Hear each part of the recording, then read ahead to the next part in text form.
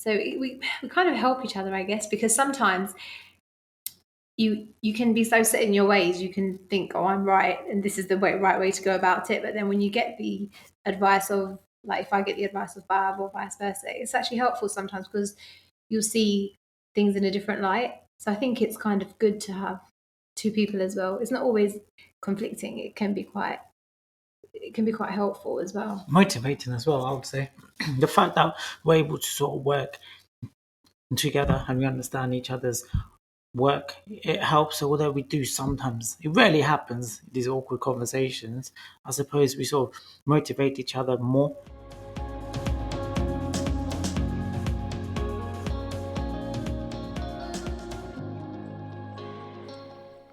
Hello and welcome to Better Conversations with me, Sehaam, Cyrene. My two guests are Aisha, Bano and Bhav Chawda, equal partners in A&B Tax Consultants. Young, fresh and dynamic. They're a duo who set up in business together because they wanted greater autonomy over how best to serve their clients, and they wanted to build stronger relationships with their clients. Incidentally, their clients are anyone from your grandmother doing her tax returns to startups and established businesses looking for sound tax advice. They're driven by a desire to really get to know you. They want to know about your business. They're genuinely interested in what's going on in your work and personal life. Yes, from a financial perspective, but also your personal life and just what's going on. They're delighted to hear how you're overcoming your challenges. They get that their success depends on your success, and they're also keen to learn from you. They also get that their clients like to know how well they're doing. We're trusting you with our business, so we need to know yours is solid too, in that kind of a way. Over the past 4 years since founding A&B Tax Consultants, Aisha and Bhav have committed to meeting every single client in person together. And in fact, their clients have come to expect it. I asked them to be my guests because, as you'll notice for yourself, there's a great energy between them. And personally, I love seeing that in people who set up in business together. They really do enjoy conversation as a way of getting to know you. They're genuine and they both talk about the importance of just being themselves. What you experience of them is exactly who they are, and you know that because of their laughter, their smiles, their eye contact, their hand gestures, and the way they riff off each other. And they really love working together. And, well, meet Aisha and Bhav for yourself. Here they are. Welcome, Aisha and Bhav. I've been really looking forward to talking to you both. Just a quick disclaimer for listeners. You are my accountants, but I thought it would be fantastic to hear your story. It's enjoyable watching the two of you and the way you interact when we meet. So thank you very much for coming on and talking to me today. Thank you for having us. Thank you for having us, Sehaam. That's a fantastic introduction. Cool. So the profiles that you sent me were brilliant, and something came across really strongly about why you set up in business together. But before we get into that, I wondered if you could briefly explain what your work is.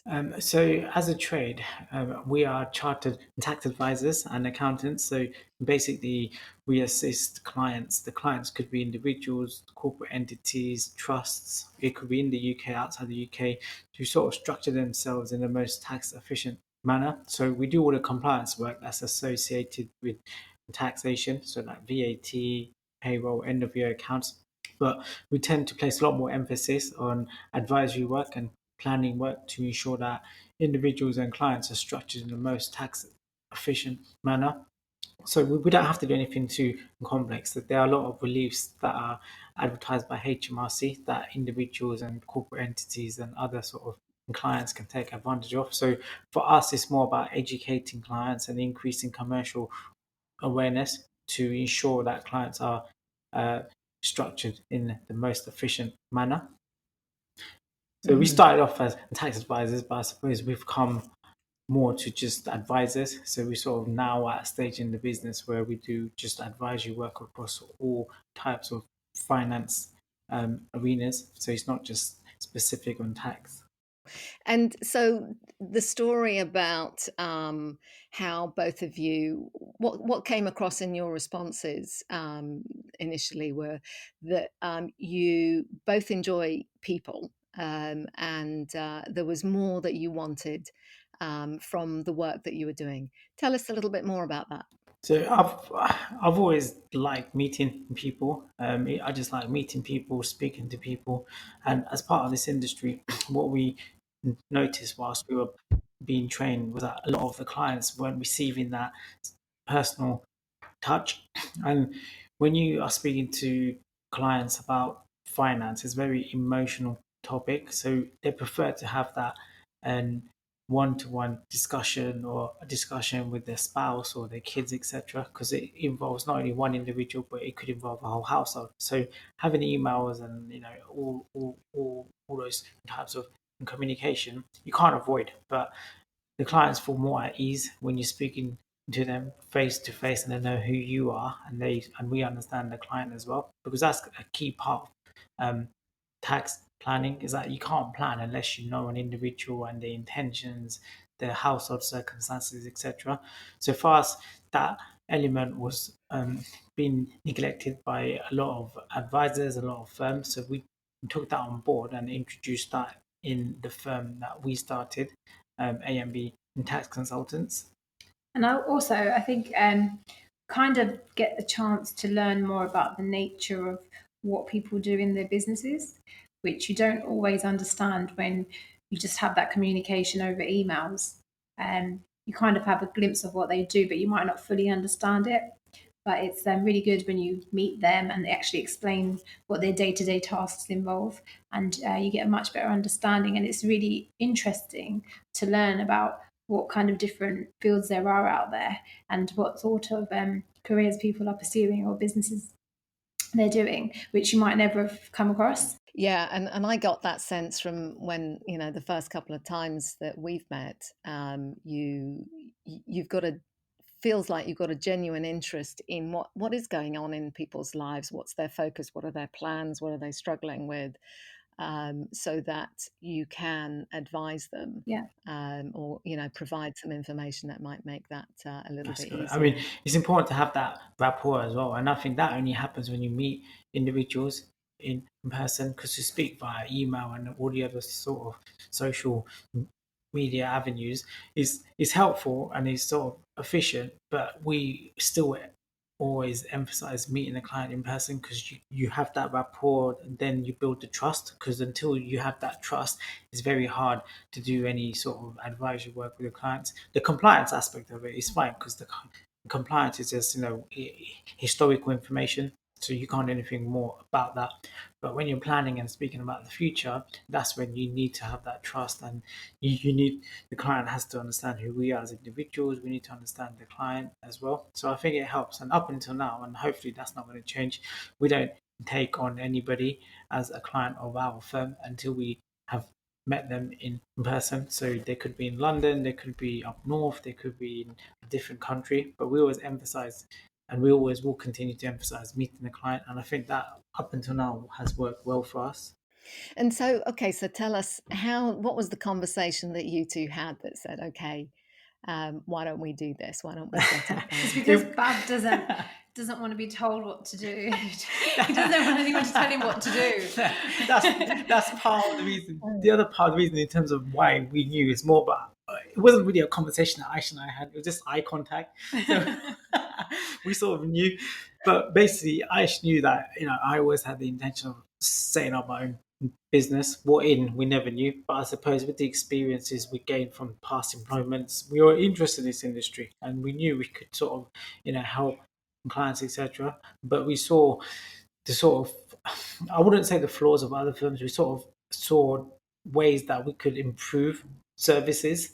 So we took that on board, and I sort of was going to set up my own anyway. So then, I knew Aisha for a few years, and I knew how she worked. She worked at the same place that I was as well, so I knew her methodology, etc. So we work well as a team. So I thought if I want to start up in business, I wouldn't want to start up with anybody else apart from Ash because I understand her, she understands me. So we had a very brief conversation, and I asked Aisha, would you be keen to set up on our own? This is, this is the plan, etc. And she said yes. I did. Yeah, it wasn't a major conversation. It kind of just happened.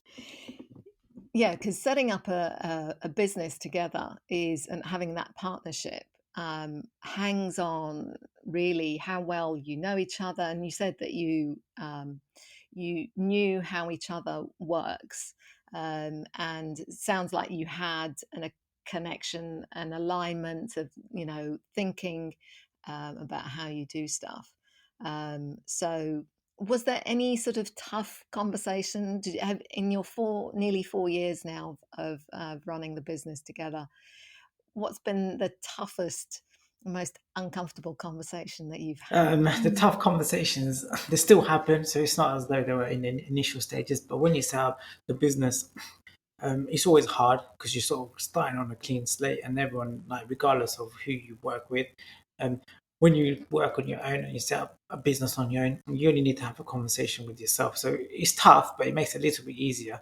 For us, it's not about getting in a mood or having an argument, etc. We sort of take on board each other's opinions and thoughts, and then we use that to then discuss it in a more business capacity and say what is the best for the business as opposed to personal feelings and personal opinions. I think that when we started off, we probably didn't have as many awkward conversations, or where we had to make these decisions.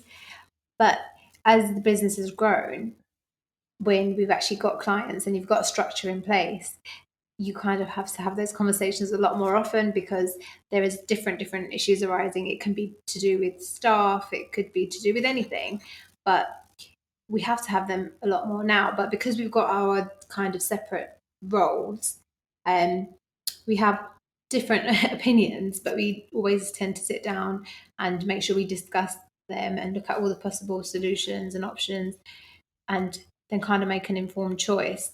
So we kind of help each other, I guess, because sometimes you can be so set in your ways, you can think, oh, I'm right, and this is the right way to go about it. But then when you get the advice of, like, if I get the advice of Bhav or vice versa, it's actually helpful sometimes because you'll see things in a different light. So I think it's kind of good to have two people as well. It's not always conflicting. It can be quite helpful as well. Motivating as well, I would say. The fact that we're able to sort of work together and we understand each other's work, it helps. So although we do sometimes, it rarely happens, these awkward conversations, I suppose we sort of motivate each other more rather than have awkward conversations. Because as I said in the beginning, I wouldn't say it was like that stressful, because when you're starting up in business, in my opinion, there's not much there to be stressed about. Is as you start to grow and as you start expanding, that's when you have to sort of change your structures, change your working practices. So I suppose we're now at a stage where we're past that awkward bit, if you could say, and we have an understanding of this is the direction we're going to head down, and we are on the right path. Right, and what seems to come across is that you understand that you need to have some of those awkward conversations in order to reach a solution.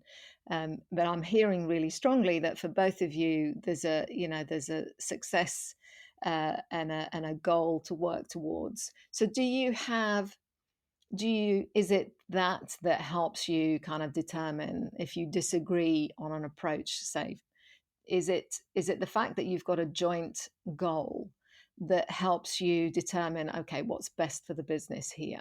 So having awkward conversations, I'll treat them as a healthy, because if you don't have these awkward conversations, and if, for example, you're the only one involved in the business, then there's nobody there to sort of, you can't seek opinion from anybody, and every day you just sort of carry on as normal, so you don't really think about anything else. Whereas when there's more than one individual involved in a management role, you get to seek other people's opinions. You might not agree with them, but as long as everyone's goal is the same and is for the benefit of a business and everybody understands what they're trying to achieve, then it's healthy, because having to take out, a person's opinion and taking it on board, it could end up being lucrative for the business, for you as individuals. So it's all part of working as a team.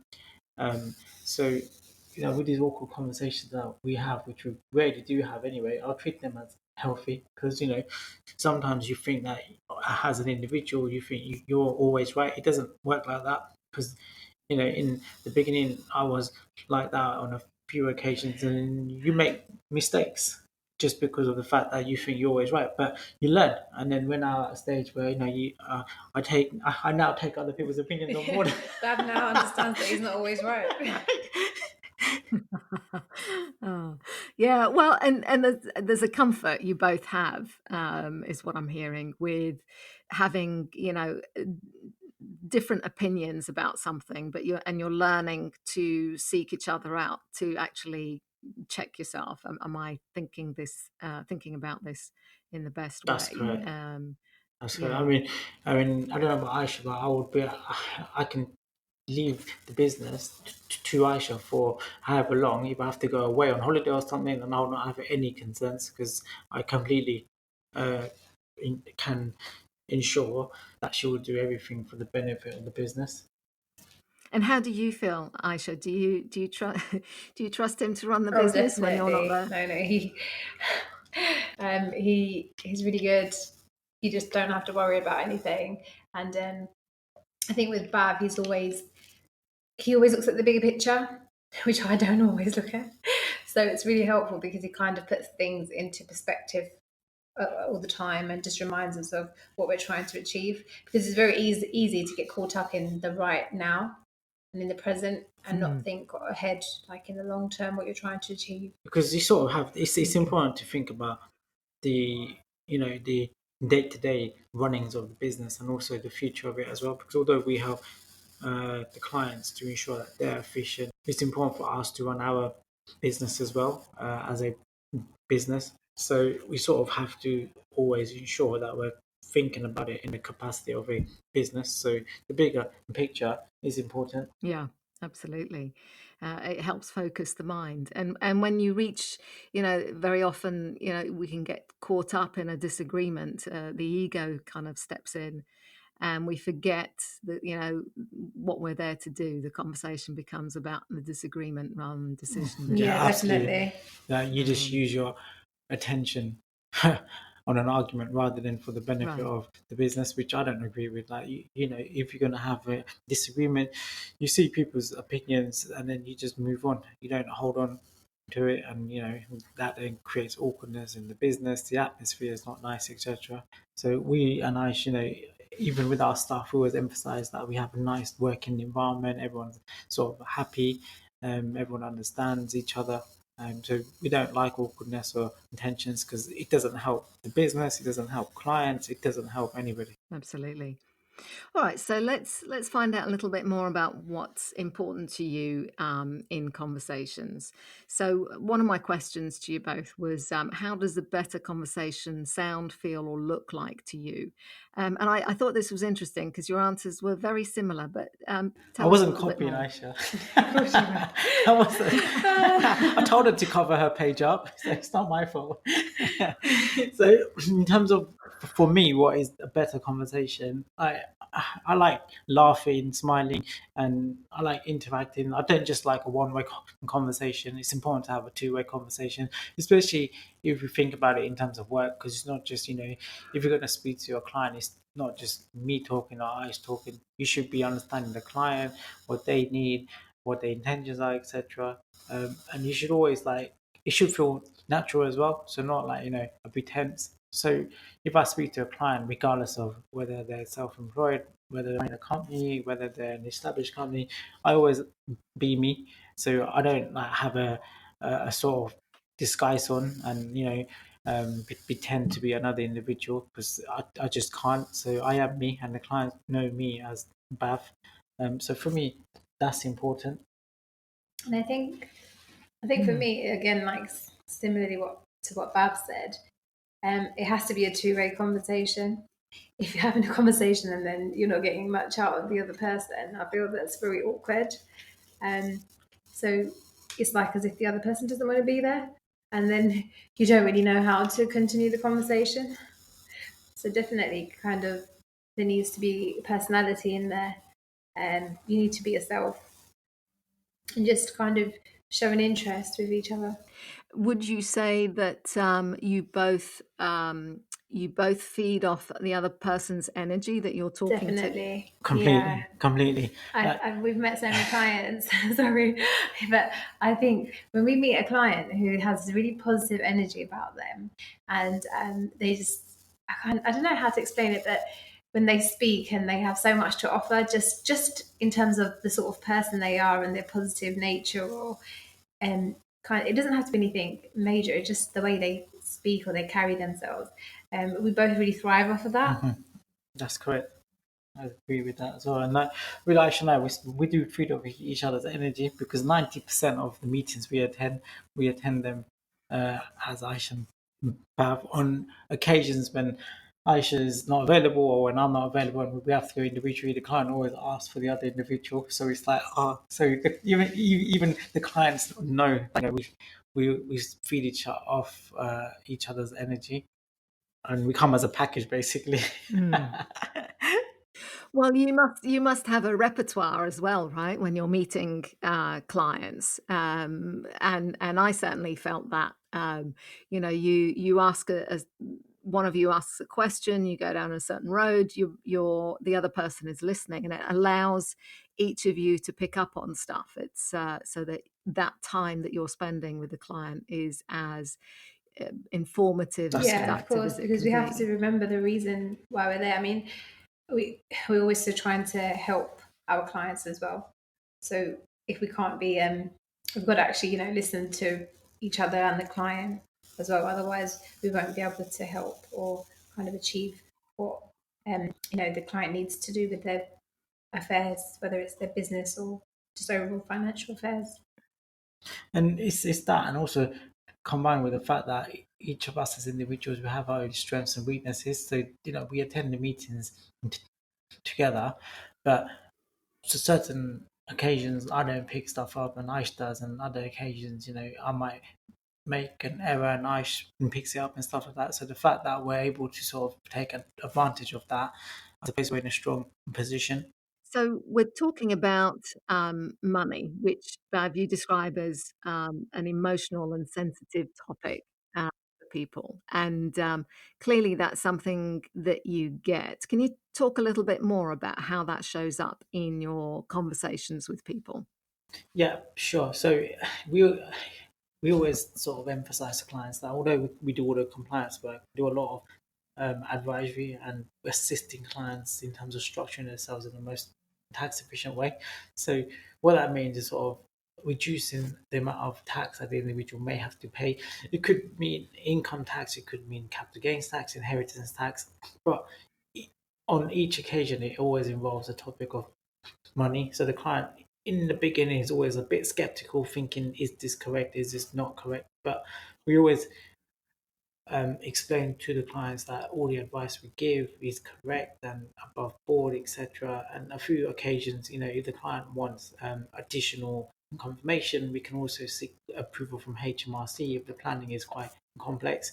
But when it involves money, and when a client has worked so hard to earn that, and have that in a savings account, or the purchase assets with it, then when the client is speaking to sort of a stranger, I suppose initially, they're always going to be cautious as to, is this individual correct? Is this individual going to run off with money? I don't. And plus, I suppose what helps us as well, and it doesn't help us, is we look quite young. We're not, but we look quite young.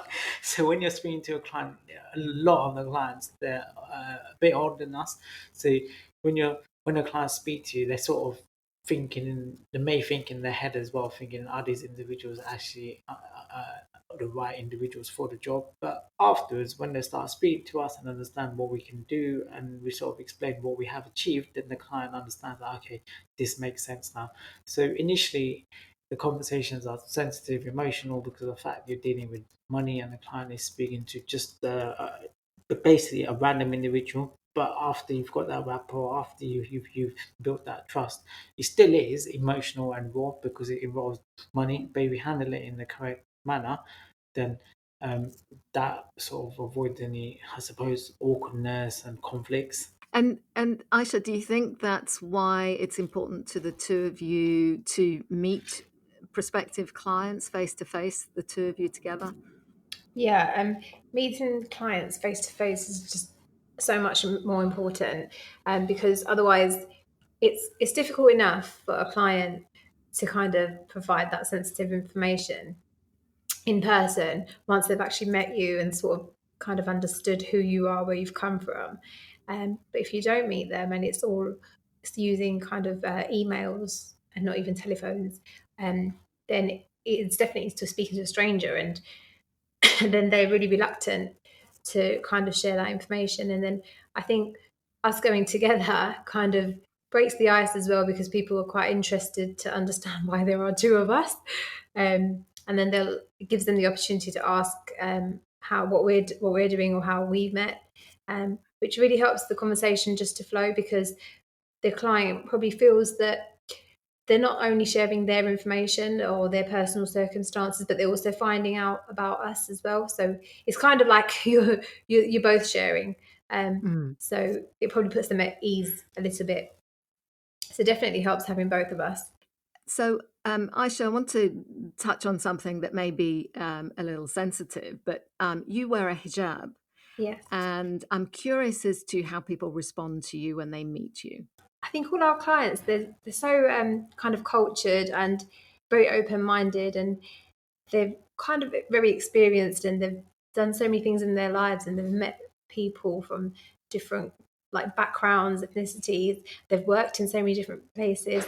They're very knowledgeable, and it's never awkward. It's never come into conversation, but they're very welcoming, and I don't ever feel that it's uncomfortable or that someone's judging me. I don't know. I feel like we have a really good relationship with our clients, and it's always really positive. I mean, I didn't wear it all the time. I think I've only started wearing it for like a couple of years. So initially, some of the clients we met had seen me without it, but even afterwards, when they did see me when I had started covering, they were quite keen. They were quite interested, but it's just I've never felt it's caused me it's kind of caused an issue or a problem. In fact, like some people are interested in it, they might ask a few questions, but everyone's very professional, and never had a problem with it. I find it very inspiring and lovely to see, and you must be a role model for people in a lot of ways, because it's a rare thing to come across, or I certainly don't see it enough. Yeah, no, I think especially in kind of our industry, in our field, you don't see it a lot. I mean, I have been employed in the past, and I've worked in the city, and it's very rare that you would see maybe someone covering or wearing a hijab. I see it a lot more now. I think kind of those boundaries are breaking and people are maybe more comfortable. But it's nice, and it's encouraging to kind of the younger generation to just understand that they can go out and do whatever it is they may want to achieve. There's no restrictions, and that when you meet people, they're very understanding, and they're very open to people from different backgrounds. It hasn't caused us any restrictions at all. Aisha wearing a hijab. The only thing people have commented on is the color, because she tends to wear black. So people say, "You're going to change your color." That's the only thing. But apart from that, it hasn't caused any issues, or it hasn't restricted us in terms of growing the business and talking to clients. I'm glad it's just a colour issue. Yeah. That's great. I need to move away from black. Well, it works, right? Sometimes it can reflect your mood, right? Yeah. You can talk to me today, you can't talk to me today. So tell me, both of you, is there has there been someone in your life who's influenced or shaped your perspective on conversations? I've got quite a few individuals, but in terms of what's helped me a lot, I suppose at my old firm, I was where I was a trainee, and the partner that was helping me train and teaching me the ways. He's helped me a lot in terms of how to deal with matters, how to liaise with clients, how to organize yourself, how to speak to people. So I suppose I would say if I had to pick one individual who's helped me in terms of my career, I would say it's been him.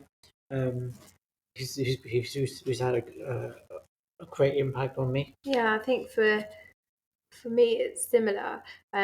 Meeting the kind of clients we've met, that's been a big thing for me, because everyone is so different, and sometimes you meet individuals who they've had such different experiences in life that you probably can't think of, and they have this kind of positivity, and they put that across when they're speaking to you. And I think that's really, like, I really admire that, because I was probably a lot more shy before this.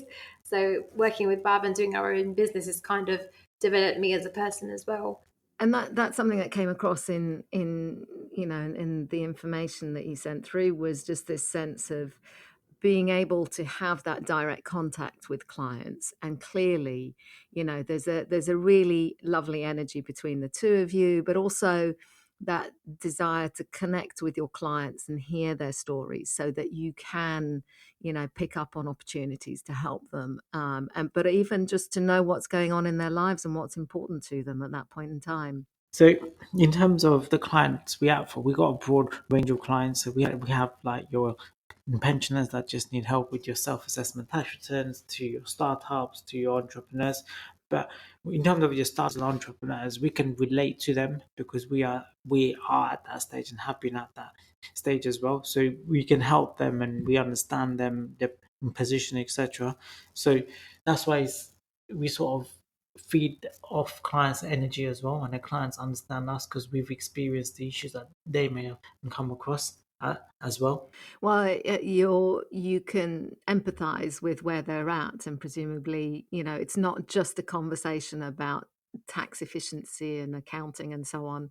It's there's more to it, in being able to connect with them. That's why one of the first questions you asked was about our trade and what we do. So we started off by actually just being tax advisors and accountants, but we now just ignored the tax bit. So I say a lot of clients we just advisors. So although we do advise on tax, we do a lot of other areas as well now because we can understand the issues that startups face in terms of, for example, funding, in terms of opening up a bank account. So we can help with all of that. So I suppose now we've come to a stage where we offer a more holistic service, not just in a certain area, but that has happened over time.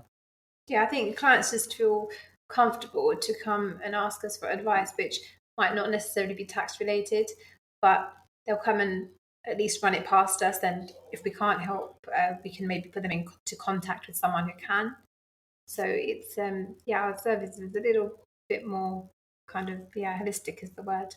Something that comes across is, Bav, you talked about thriving on the drive and passion and hunger of your clients, as being, something that is a trait of a really good conversation for you. Mhm. And Aisha, you talked about, when I asked you, what are the best conversations you've ever had, you said, I have them every day, usually with Bav. Bav and I, we kind of have conversations about such random things, but it's always so open and relaxed, and it can be about something so trivial, it could be about something so kind of important or new, and I learn a lot from him. I think the way his mind is quite, it doesn't kind of work. Our minds work very differently, and so it's always interesting to see what his thoughts are on a topic, and just compare them to mine. In terms of myself, like I knew when I started employment, when I used to work in Tesco's as a part-time role, I knew that employment was not for me. Not because of the fact that it's to do with control or money. It's more to do with restrictions. I don't like restrictions. I like to just to do things like, and I want to do it 100% as an employee. Every time we've been uh, trained and we worked in different organizations, is you haven't been able to put in your 100% because of hierarchy issues and restrictions, office and politics. For me, it hasn't ever been about having a certain hierarchy or title. It's about being able to do what you have told the clients you can do. So in terms of clients we act for, a lot of them are entrepreneurs.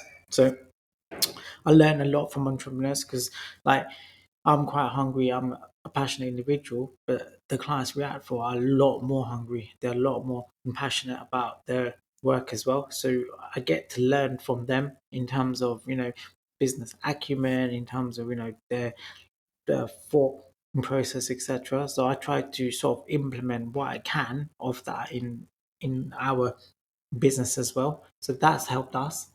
I was wondering, I know it's really important for the two of you to ask your clients questions about what's going on and so on. Do your clients ask you about yourselves? They actually always ask us about us as individuals and in terms of the business as well, because we've known a lot of the clients since we started up, and they have known us as well in terms of we started off with just Aisha and myself, and then slowly we moved offices, and then from offices we got employees. So the clients understand the sort of where we started off and where we are now. So every time we meet a client, I suppose not every time because you're so restricted sometimes, but a lot of the times when you meet clients, to make that conscious effort of one asking about us, how we are as individuals, what we've been up to, and then they also ask us about the business as well. Especially, I suppose, Right. when the clients are entrepreneurs, they want to ensure that you are okay as well and you're sort of succeeding, etc. They don't want Right. anything to happen with you and your business, otherwise they're gonna may end up in a bit of an issue. Right, right. They need to know you're That's it. solid They need to too. know we're solid. Yeah.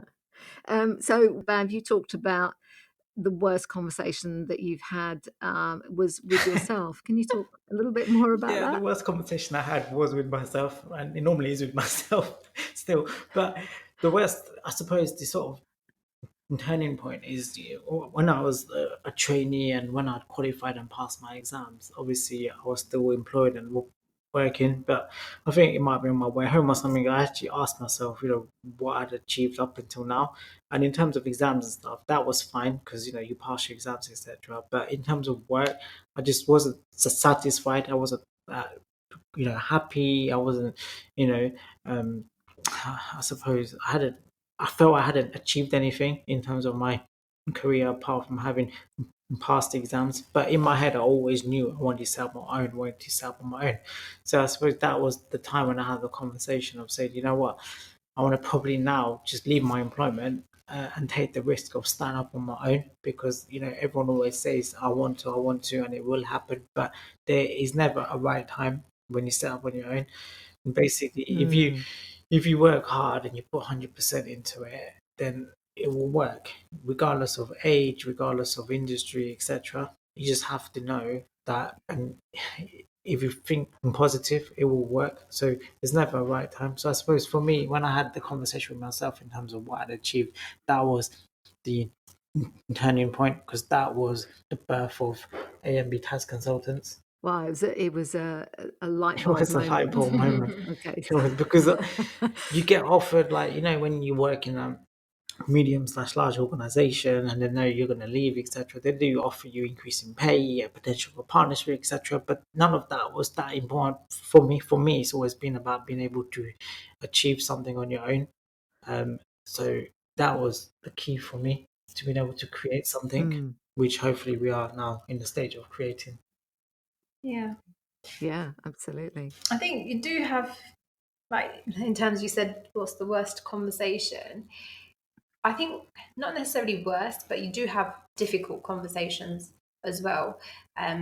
In terms of, like, at the moment, we've explained all the positive side of meeting clients, and it's always really good, and the energy you get.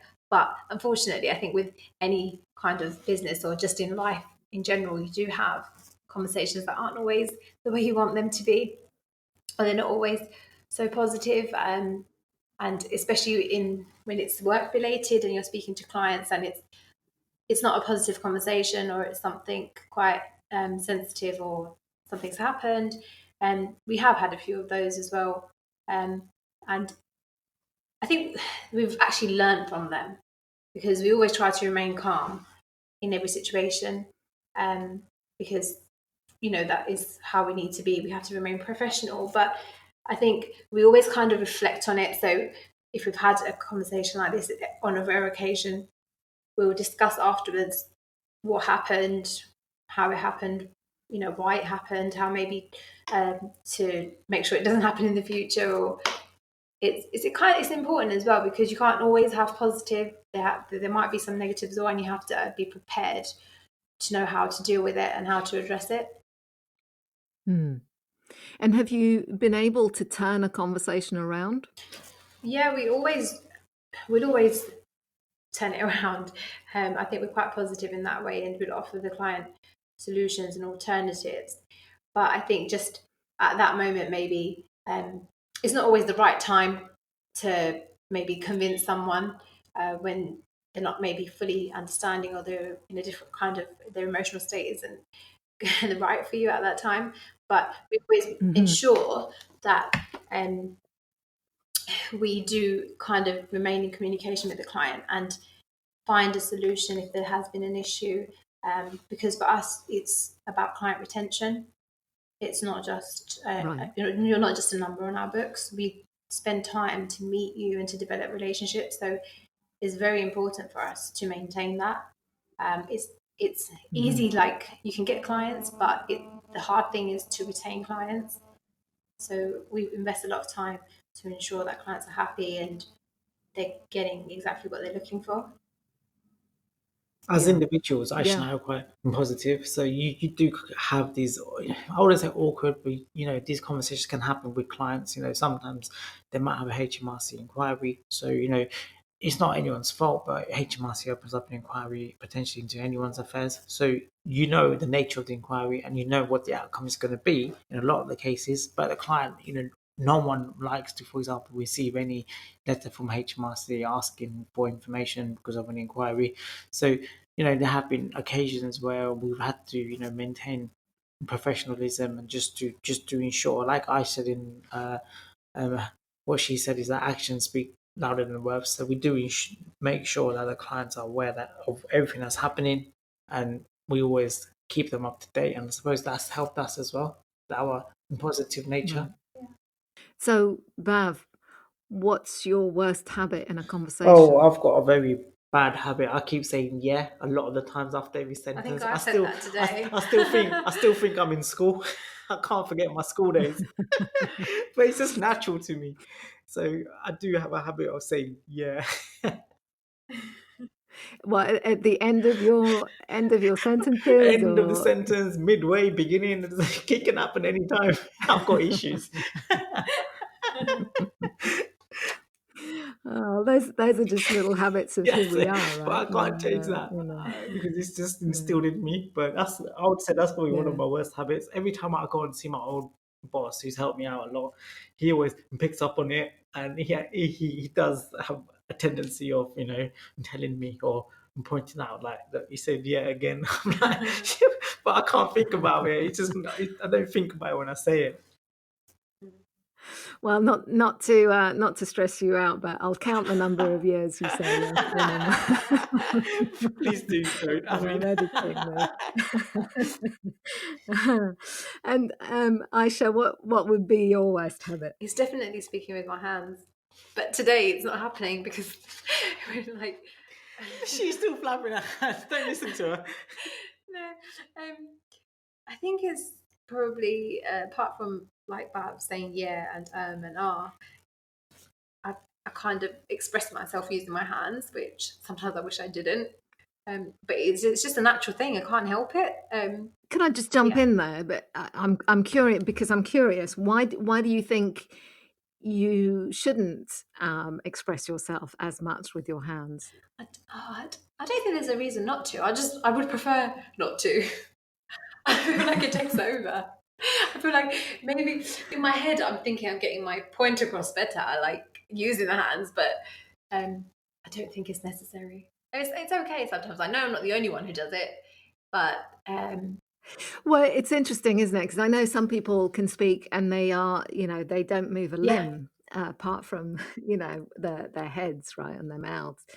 But the articulation and the emphasis that you provide through hand gestures and waving your arms around is actually it shows a lot of genuine empathy, yeah. right? I guess It's a display of honesty, because it's actually very hard to do that if you were trying to be deceptive or true. hide I've something. never thought of it like that, but that makes quite a lot of sense. Yeah.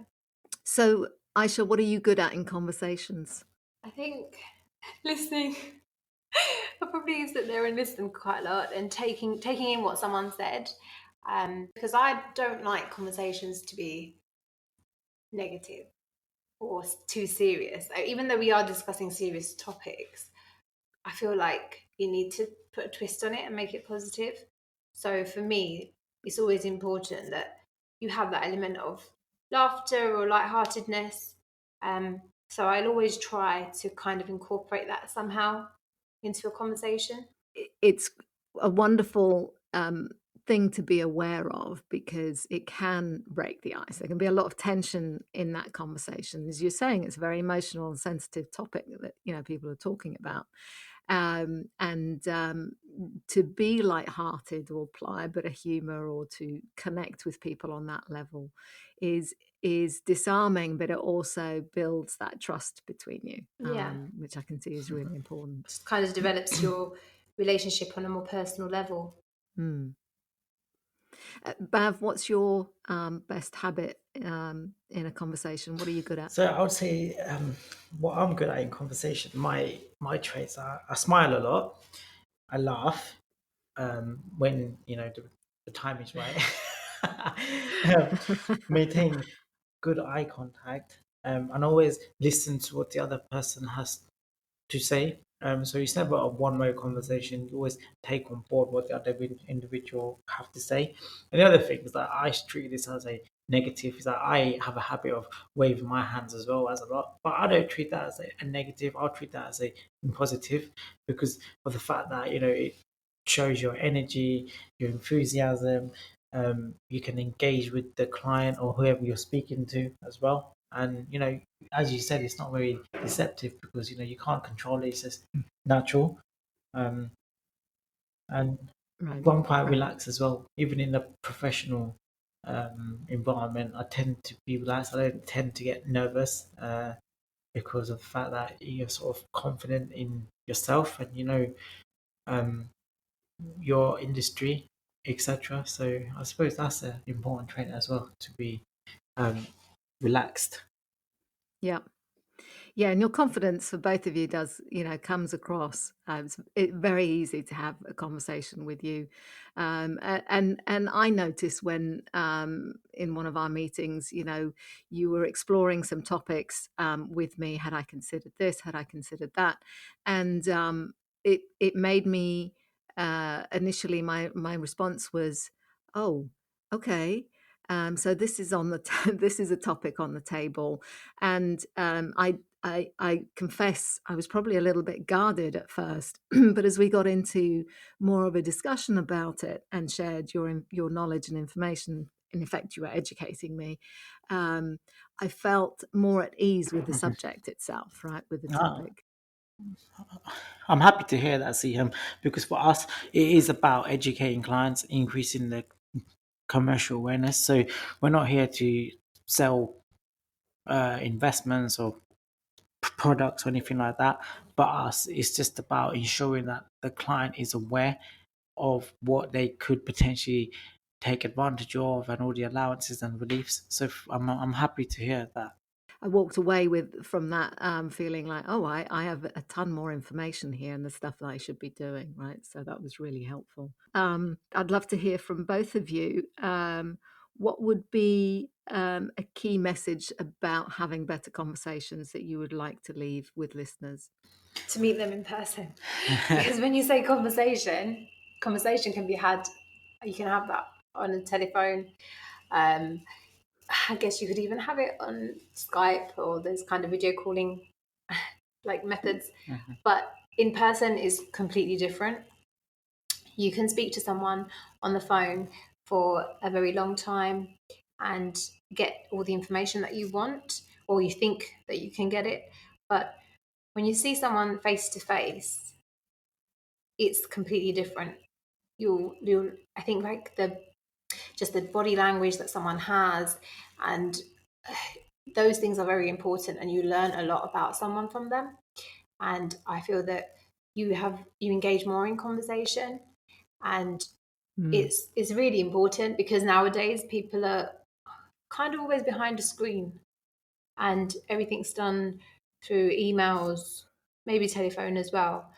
But at the end of the day, you are still, even in our industry, you're kind of buying the people behind the service. It's not just, oh, can you prepare my accounts? Can you, file a form for me? But you're still looking for that kind of human factor as well, because anyone can kind of fill in a form for you, but are they doing it properly? Are you getting more than what you need? So definitely, I think for me, it's just you have to have them in person, and you have to be engaging, and you've got to be yourself. I wish you asked me the question first, because Aisha said everything I was going to say. Well, I'm going to give you a minute to think about what you might want to add to that, Bhav. So to your point about the face-to-face, some of the work that I do is going into companies and helping to diffuse some tension between team members and so on. And so often, the culprit will be instant messaging platforms that people use between teams, where, instead of walking up to someone, and sometimes you're not working in the same office, right? But the next best thing is pick up the phone and have a chat. But just walking up to someone and saying, hey, I've got a thought about something, is a far better way to do it than to do it on a public instant messaging exchange platform. Definitely. Because two things happen. You get an escalation of an issue or the conflict because you've got an audience. And secondly, you're missing the opportunity to actually develop stronger relationships with people by having that face-to-face. So I'm completely with you on Yeah, that. you can completely misconstrue what someone said as well, because through a message, there's no tone. So you could write something, but it could be interpreted in the opposite way. So, Right. like you said, Absolutely. No tone. so when you speak to someone, you actually understand what they're asking. It's very easy to misunderstand. So over to you then, Bhav. Have you thought of the thing that Just you would sort like of to close on? thank Aisha for taking my answers. You're welcome. So, no, I would just to emphasize those points. I would agree with Aisha as well in terms of it's easy. It's a lot better to have a conversation in person. It was easier to sit behind the screen and talk about things, via email and other avenues of social media. But when you talk in person, the conversation is completely different. People can misinterpret things when you write by email, etc. So to speak about things in person, and then you develop that relationship with them as well. See, up until now in our trade, and we've been operating now for a few years. What's helped us the most is the fact that we're able to speak to clients in person, and I think the fact that you can offer the personal touch has helped us, because that's helped get us, more work, referrals, etc. Whereas if the person you're acting for doesn't know you, it doesn't help in business, and also I suppose in your personal life as well. And the other key thing for me, which was also mentioned earlier, was about was to be yourself. So don't try to pretend to be a person you're not, because of the fact that you want to impress, or you don't want to impress, or whatever your intentions are. But if you're yourself, then the conversation would just flow, because you don't have a disguise. And I think that's important, and I would say that's the most important aspect of having a better conversation, is to be yourself, because then it just would the conversation will happen naturally, and you don't have to force anything. Brilliant. Yeah. Wow. Thank you, both of you. Aisha, Bhav, I've really, really enjoyed catching up with you, and thanks for sharing your perspective on No, thank you for conversations. inviting us. Yeah, we really enjoyed Thank it. you. It's been a pleasure.